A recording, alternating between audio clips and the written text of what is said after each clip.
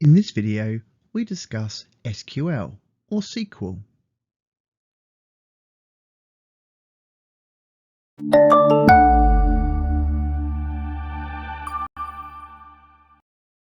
Information in a database is stored, as we know, in records, and each record can contain a number of fields.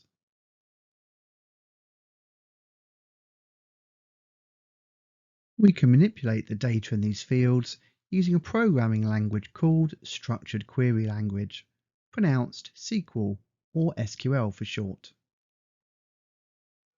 The full scope of SQL allows us to query data, manipulate it, define it, and control data access. In the exam, you're expected to be able to be familiar with the following commands. Select from where, order by descending and ascending, sum count, and an OR. The format of the select statement is as follows. We start with the word select, followed by listing the fields you want the select query to display. We then use the keyword from, followed by a list of the table or tables the data will be coming from. We then have the where clause, where we list the search criteria, and then finally an optional order by clause to sort the data in either ascending or descending order.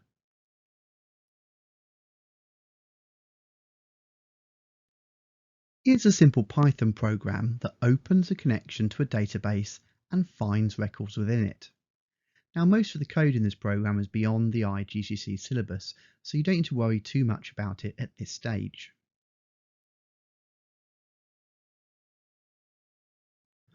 Part of the program you do need to know about is highlighted, and this is where we can issue the SQL command to the database for the purpose of finding and outputting data. Now, in the code there, it appears as a single line, but you can see it follows the format that you'll most likely see in the exam. Select fields from table where criteria.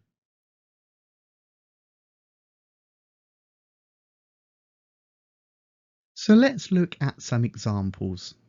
So here we have the SQL command select population from world where name equals Albania.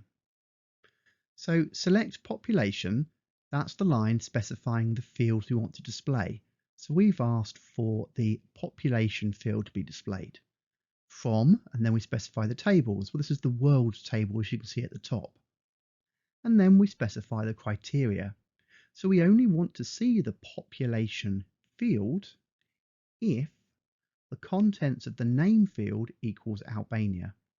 So that will return the intersected value you can see on the screen.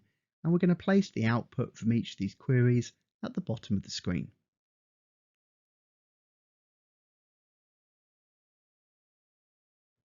Now in this one, we've put select name, continent, area, population, GDP, and capital. So we want to return information from all of the fields in this table.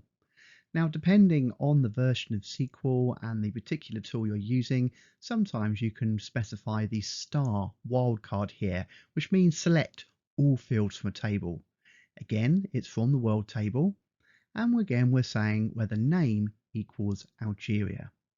So this is very similar to the previous command, except we're outputting all the fields for the record, and you can see the output down the bottom.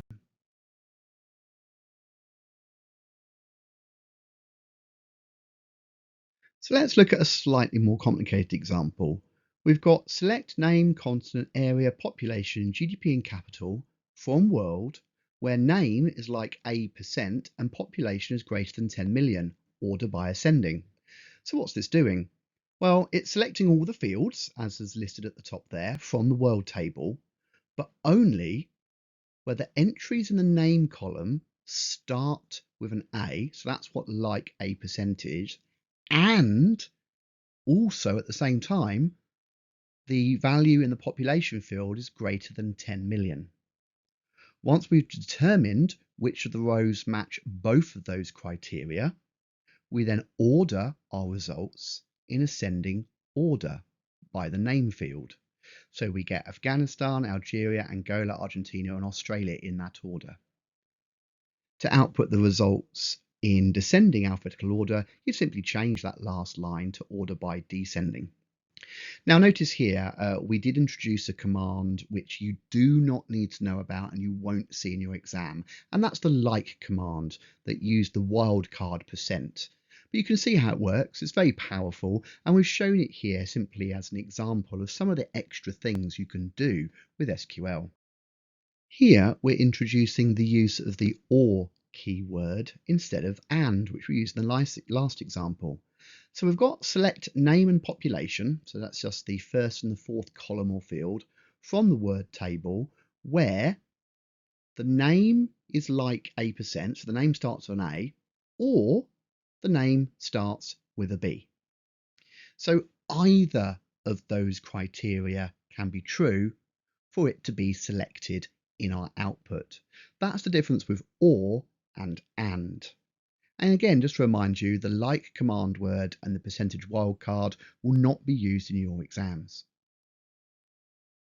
Another command you have to be familiar with is the count command. So here we've got select, count, brackets, continent. So the bit in brackets is a field name. So we're going to count up the number of times the field inside the continent field is used based on the following statement. So select count continent from the world table, but only where the continent equals Asia. So this literally follows that where clause, looks through that continent table and counts up or adds up the number of times it finds Asia. And it outputs the result of that count, which is 3. We can also perform a sum operation as part of a select statement, and this can be done on fields whose data type is an integer or real. So we're asking to sum the population field, which you can see only contains whole numbers, from the world table, but only for records where the continent contains Europe. So we've selected the 3 records where the continent contains Europe. It goes to the population field and sums those values together, and that's what's being output at the bottom of the screen.